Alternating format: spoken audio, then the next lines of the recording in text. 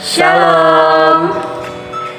Halo teman-teman, kami dari kelompok 2 PKK 4 semester 6 yang beranggotakan 3 orang. Yang pertama itu saya sendiri, Pembrian Sonti, dengan nomor NIM 19101053. Saya Juliana Dwi Haryanti, NIM 20101079. Saya Sopasius Bapo dengan NIM 20101157. Pada video kali ini kami akan menjelaskan tentang materi fungsi dan perbedaan KBG dan KBM.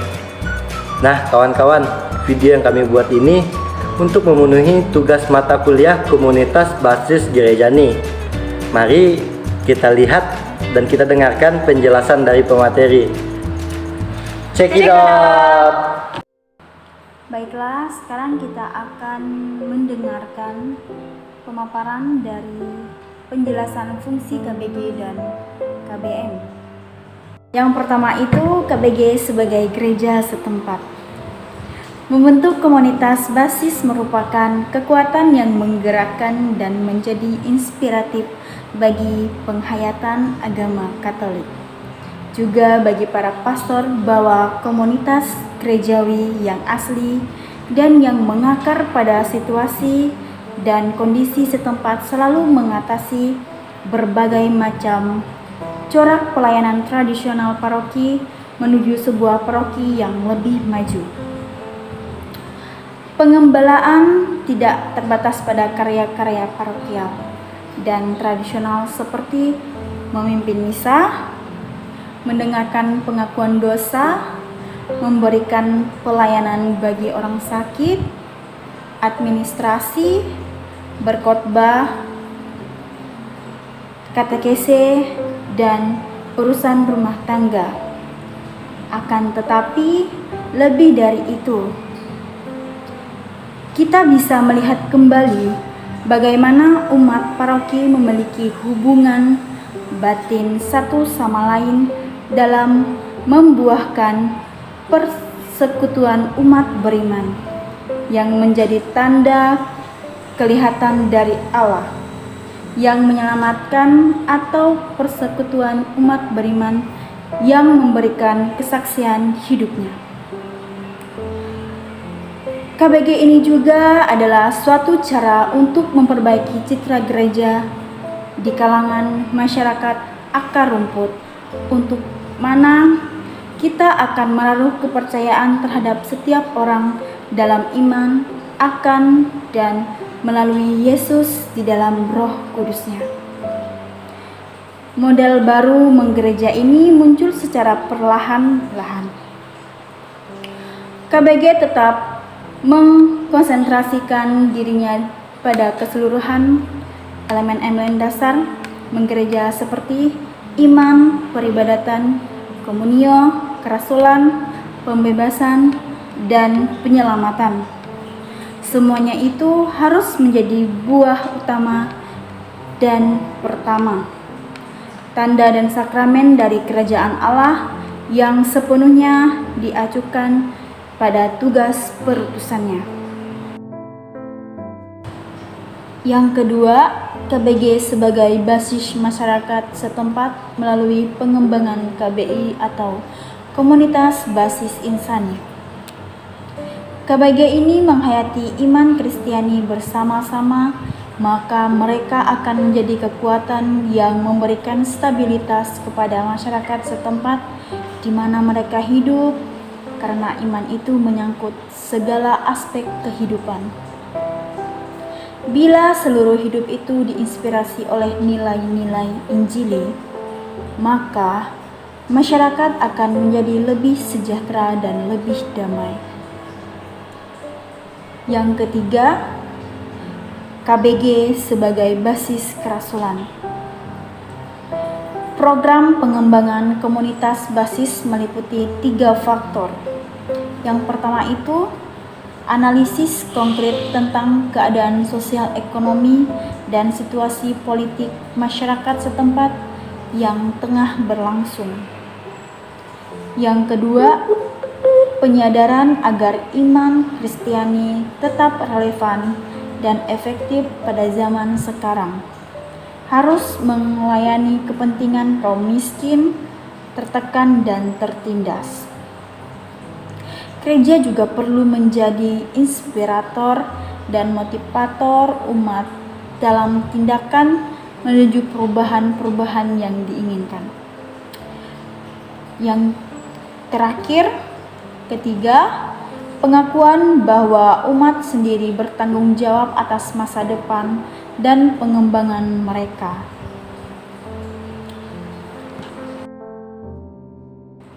Jadi, inti dari KBG sebagai basis kerasulan ini yaitu memiliki program ajaran-ajaran Kristiani mengenai kebenaran, keadilan, dan kebebasan didasarkan atas kondisi-kondisi khusus dan masalah-masalah khusus yang sedang dialami oleh paguyuban itu sendiri. Dengan demikian, komunitas basis adalah keselamatan menyeluruh dan total, jiwa dan raga, lahir dan batin, rohani dan jasmani, baik di dunia ini maupun di akhirat nanti. Baiklah, selanjutnya fungsi KBG yang keempat. KBG sebagai basis pemberdayaan umat awam. KBG juga berperan untuk membebaskan kaum umat awam dari ketergantungan kepada para klerus. Dalam gereja Katolik sendiri, kaum klerus merujuk pada mereka yang menerima tahbisan, yakni diakon, imam, dan uskup, yang memiliki tugas khusus dalam praktik keagamaan dibanding kaum awam. Mereka diberi porsi jabatan sesuai makna kata aslinya, sesuai hierarki dalam gereja untuk bisa melayani umat sesuai dengan fungsi dan wewenangnya. Tugas yang dijalankan oleh tim pimpinan KBG adalah tugas pelayanan resmi di gereja. Karena itu, berbicara tentang tim pengurus KBG berarti berbicara tentang ministerium gereja. Peran hierarki adalah untuk memelihara keseimbangan dan persaudaraan di antara sekian banyak tugas pelayanan. Para hierarki ini memelihara keseluruhan visi misi dan reksa pastoral. Fungsi KBG yang kelima. KBG sebagai basis reksa pastoral transformatif. Di sini pola pastoral tradisional beralih kepada pola pastoral transformatif jika jemaat menetapkan 3 prioritas yang mengarahkan seluruh reksa pastoral. 3 prioritas itu, yang pertama mengutamakan penumbuhan KBG, yang kedua mengutamakan latihan keterampilan atau kepemimpinan, yang ketiga menanggapi situasi masyarakat satu persatu. Tim petugas KBG dilatih dengan bahasa, dengan bahan sharing. Latihan ini menyangkut soal pilihan tema, metode, gaya kepemimpinan, dan sikap dasar terhadap kehidupan.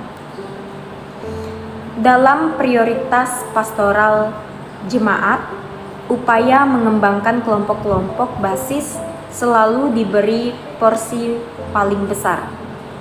Tim petugas KBG dilatih dengan bahan sharing. Latihan ini menyangkut soal pilihan tema, metode, gaya kepemimpinan, dan sikap dasar terhadap kehidupan. Jika dijalankan secara berkesinambungan, maka dalam waktu singkat akan terjadi 2 tipe transformasi, yaitu yang pertama, kitab suci menjadi buku kehidupan dan buku umat. Yang kedua, orang yang tidak bersuara sudah ada peluang untuk bersuara dalam suasana kepercayaan. Nah, demikian pula dalam bidang-bidang kehidupan yang lain, para tim mesti dan selalu dibekali dalam tugasnya. Dengan demikian, mereka semakin terampil dan senantiasa mengalami transformasi. Selanjutnya, fungsi KBG yang keenam. KBG sebagai budaya tandingan.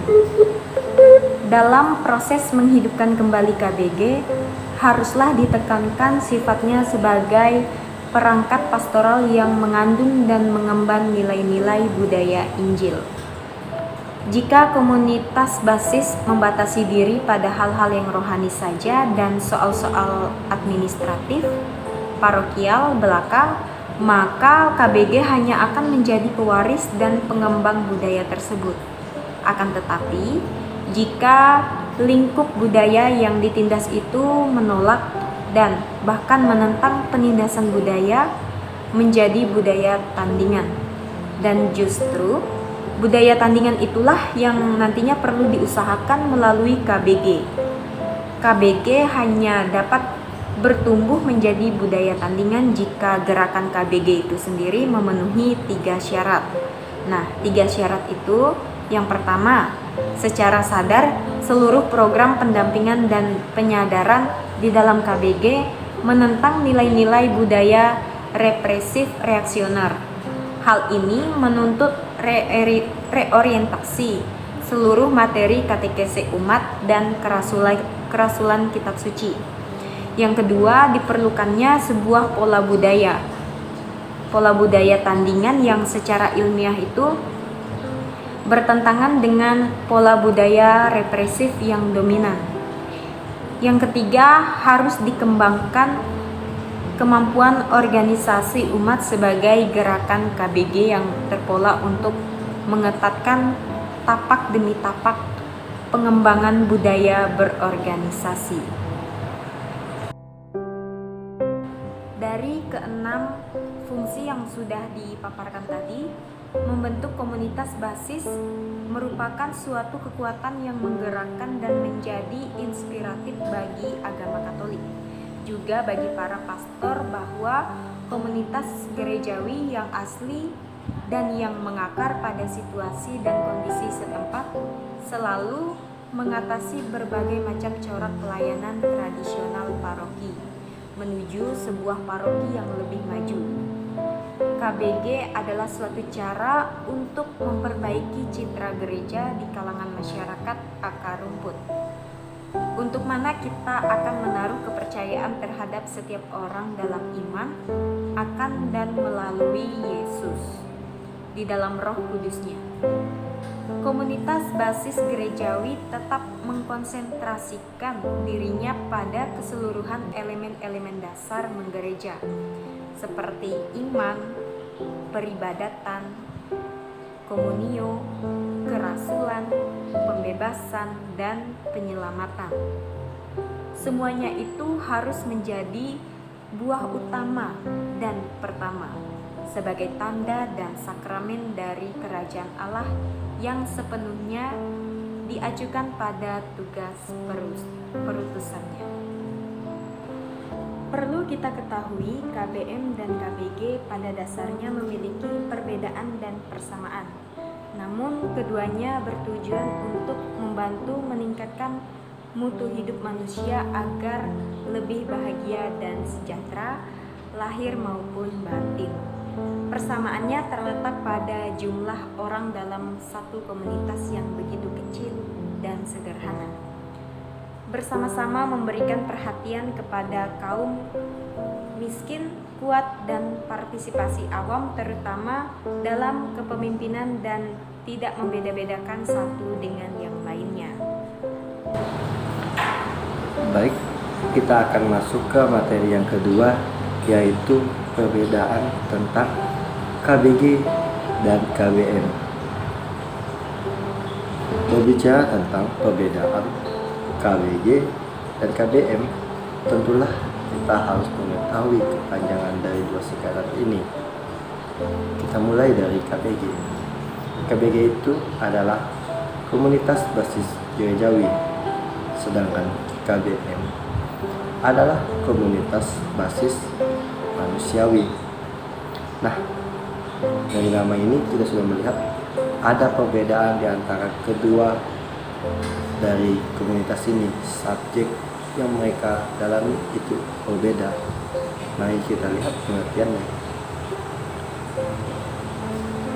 Dari segi KBG, perkumpulan dari orang Katolik semata-mata, tapi tidak menutup diri karena Injil Yesus Kristus memanggil orang-orang Kristiani untuk membangun persaudaraan dengan semua orang.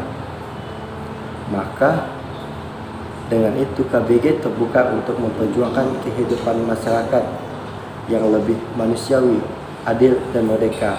Dan poin 1 untuk KBM, perkumpulan sejumlah warga berdasarkan kategori usia, pekerjaan, minat, dan sebagainya pada suatu teritorial tertentu seperti RT, RW, kelurahan atau desa, kecamatan, tempat kerja, dan tempat bermain. Ini merupakan perkumpulan sejumlah anggota berdasarkan fungsi dan profesi. Nah, jika kita lihat di sini, bagaimana KBG itu berbasiskan dengan orang-orang Katolik yang terbuka kepada semua orang untuk membangun persaudaraan. KBG juga diperlihatkan memperjuangkan kehidupan masyarakat yang lebih manusiawi, adil dan merdeka. Ini menandakan bahwa KBG yang berbasis gereja Katolik membawa masyarakat, tidak hanya lingkup masyarakat Katolik, memperjuangkan manusiawi, adil dan merdeka melalui komunitas kecil di dalam anggota orang Katolik. KBG ini milik orang Katolik yang efeknya diberikan kepada masyarakat sekitar. Sedangkan KBM ini merupakan perkumpulan dari beberapa masyarakat dalam teritorial tertentu seperti RT, RW, dan kelurahan. Jika kita lihat bagaimana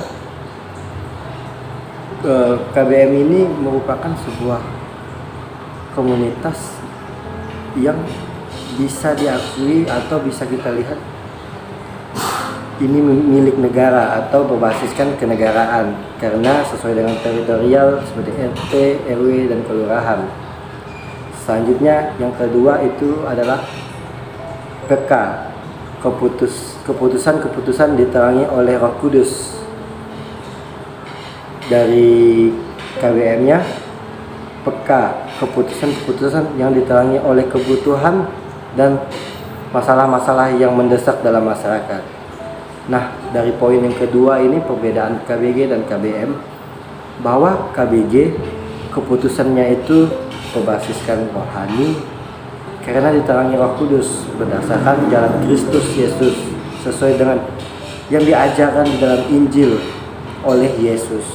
Sedangkan KBM kebutuhan yang diambil atau keputusan-keputusan yang diambil sesuai dengan kebutuhan masyarakat.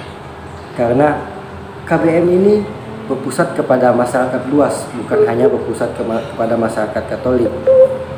Jika KBG berpusat dari masyarakat Katolik dan memberi efek kepada masyarakat luas, berbeda dengan KBM langsung memuat semua itu, kebutuhan-kebutuhan di masyarakat, yaitu kebutuhan mendesak seperti ada permasalahan-permasalahan di dalam masyarakat. Poin selanjutnya itu adalah diperkaya oleh sabda, itu dari KBG, dan sedangkan dari KBM-nya diperkaya oleh suara hati dan kepekaan sosial para anggotanya. Nah, di sini kita melihat bahwa KBG berdasarkan kehidupan sabda Allah, bagaimana ajaran-ajaran yang telah Allah turunkan di atas oleh para nabi, memberikan kehidupan atau arah kepada KBG sebagai basis perkumpulan, basis komunitas. Sedangkan KBM diperkaya oleh suara hati dan kepekaan sosial. Ini menandakan bahwa kehidupan sosial di KBM itu sangatlah menjadi pusat, karena di situ Disitulah nantinya akan ada muncul keputusan dari hal-hal permasalahan dalam hati mereka. Di KBM juga akan adanya permasalahan yang berbasiskan kehidupan keluarga negara. Poin selanjutnya dari KBG dikuatkan oleh Ekaristi dan sakramen-sakramen, dan poin KBM disatukan dan dibimbing oleh pemimpin informal. Di sini kita melihat bahwa kehidupan rohani KBG sangatlah diutamakan karena penguat atau basis mereka itu dari Ekaristi dan sakramen-sakramen yang diyakini dalam Gereja Katolik. Sedangkan komunitas basis manusiawi atau KBM itu disatukan dan dibimbing oleh pemimpin informal. Pemimpin ini itu adalah pemimpin yang dipilih oleh rakyat, dan pemimpin ini juga yang dipercayakan dapat membimbing mereka. Poin selanjutnya, KBG membawa nilai-nilai Injil dalam kegiatan sehari-hari, sedangkan KBM memperjuangkan kehidupan bersama yang lebih manusiawi, adil, dan merdeka. Nah, di sini kita melihat bahwa poin pertama tadi juga menjelaskan bahwa KBG memperjuangkan kehidupan masyarakat yang lebih manusiawi, adil, dan merdeka. Dan di sini juga pada poin kelima, bagaimana KBM itu memperjuangkan kehidupan bersama yang lebih manusiawi, adil, dan merdeka. Ini menandakan atau mengisyaratkan bahwa KBG dan KBM ini selaras. Dengan tanda kutip atau patut kita garis bawahi bahwa KBG ini berdasarkan Injil-Injil dalam kegiatan sehari-hari. Jadi untuk memperjuangkan kehidupan masyarakat yang lebih manusiawi, adil, dan merdeka, semuanya berdasarkan Injil. Ajaran-ajaran Yesus yang ada dalam Injil itu menjadi panutan di kehidupan sehari-hari dalam KBG. Sedangkan KBM memperjuangkan kehidupan bersama yang lebih manusiawi, adil, dan merdeka berdasarkan asas-asas dalam kehidupan kewarganegaraan yang telah dibuat oleh para pendiri bangsa. Poin selanjutnya, KBG misionaris diwartakan dan mewartakan, sedangkan KBM pengorbanan dan pelayanan. Nah, ini menunjukkan bagaimana ranah KBG dan KBM itu berkarya. KBG itu berkarya dalam misionaris, diwartakan dan mewartakan. Seperti yang saya katakan tadi, kehidupan KBG ini tidak lepas dari Injil. Injil menjadi panutan dalam kegiatan sehari-hari. Maka misionaris diwartakan dan mewartakan ini bertujuan atau bertumpu pada Injil. Sedangkan KBM ini pengorbanan dan pelayanan di kehidupan bermasyarakat. Bagaimana kita sebagai masyarakat yang luas dengan jiwa sosial dalam masyarakat melakukan pengorbanan dan pelayanan, terutama kepada pelayanan seperti kita membantu teman-teman di sekitar kita, tetangga kita, keluarga-keluarga terdekat kita, serta dalam kehidupan RT dan kehidupan masyarakat kita tentunya ada skambling, gotong royong di komplek ataupun di RT kita. Inilah pengorbanan dan pelayanan. Kita juga ada membayar iuran, ini masuk dalam pengorbanan. Nah, teman-teman, KBG dan KBM ini meskipun memiliki perbedaan, tetapi mereka tetap berjuang bersama-sama membawa kehidupan masyarakat menjadi lebih baik, menjadi lebih manusiawi, adil, dan merdeka dengan caranya masing-masing. Oleh karena itu, perbedaan KBG dan KBM ini bukanlah menjadi saling menjatuhkan, melainkan saling memperkaya satu sama lain. KBG dengan basis pengajaran Injilnya dan KBM dengan kehidupan sosial di masyarakat.